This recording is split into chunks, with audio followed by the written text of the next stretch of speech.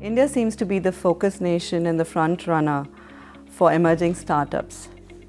The government has taken several steps and initiatives to help women and give them equal opportunity in the women entrepreneurship.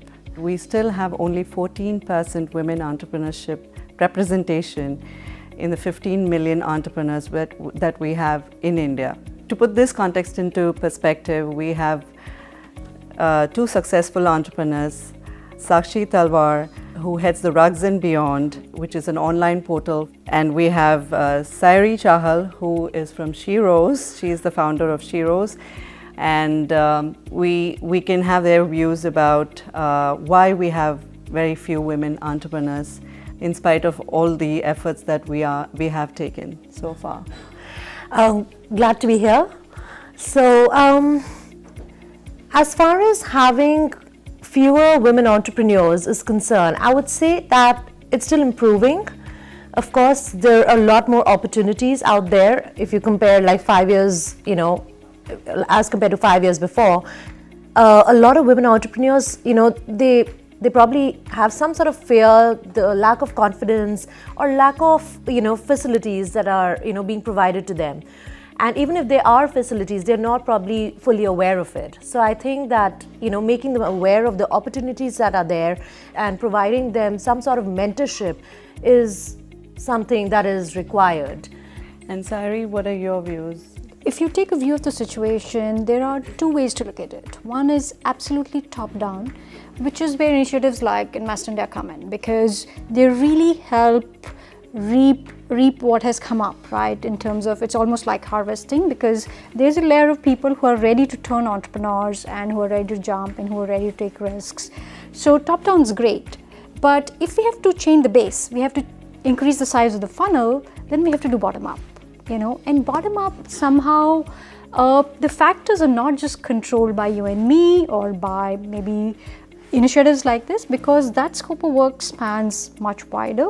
Secondly, I think the whole narrative around sharing the load, right? And thirdly, of course, I think while I know we are trying to build this whole ecosystem for them, the ecosystem is still very bro. And there is this large ecosystem of very diverse players, right? From women in microfinance to women running very high-tech companies. We are seeing a trickle in each of these categories, right. But the absolute numbers are pretty small still. So it's a long tail, and obviously it needs working both at a policy level and of course at a very macro level with all stakeholders.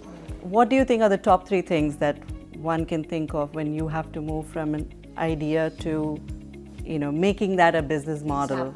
Right. It was basically the need for empowering these local weavers and artisans and provide a platform to them to sell their products through us to end consumers, and eliminating so many layers of middlemen. So of course that was a challenge in itself. And as far as the tech part is concerned, of course it was a lot of challenge, because everybody was like, oh, you're selling all these one-of-a-kind products, who's going to buy it online, because they're high-ticket items, people still need to touch and feel it, and who's going to buy it? And you won't believe it, Ramya, for the first 6 months we had 0 sales. So we kind of tweaked our business model, and we try to figure out how to best cater our products to different customers worldwide. Maybe, Sairi, you could highlight a few aspects in your life that supported you through this journey. I mean, what was your biggest support system in terms of? So I think, I think entrepreneurship is an exercise in being humbled every day. Basically, you just know how little you know and how little you control, and you're still hoping for outcomes to happen. I think your team sort of is your biggest force. Others, your network of advisors, your mentors, your own investors. I think it's really, really important, because somebody like me who grew up in a small town, didn't come from a big sort of circle, didn't have a big network, was able to pull it through, right? And I think that is the beauty of the entrepreneurial story. And in the end, if you are able to sort of build relationships and keep them, they're going to sort of serve you. Do you have any advice in terms of what the do's and the don'ts are? Something that you've learned personally, to do when you are thinking of starting a business? Well, the first thing is we all have ideas, right? But the most important thing is researching and implementing. Because I feel that if you're not going to work on that idea, the next guy will, right? So don't slack. And the second most important thing I would say is hiring. As Sairi also said, that and having an ace team is so important because that's what builds up your business, right? And I think trust your instinct. We all sometimes, have doubts in our minds and we all fear that, oh, what if and what not? And I feel that, so you have to experiment, you have to give it a chance and trust your instinct.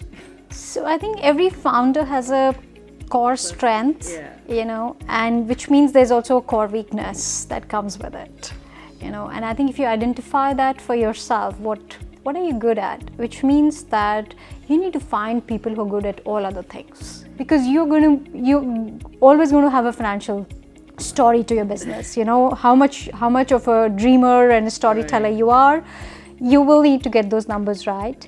And of course, I think if you don't disrupt yourself, somebody else will. Thank you, Sakshi and Sairi, for joining us. It's been a pleasure and an exciting conversation. We understand it's a positive change that's happening, but there is room for improvements, and great to have you both on the Women's Day initiative. Thank you so much. Thank you. Thank you for having us.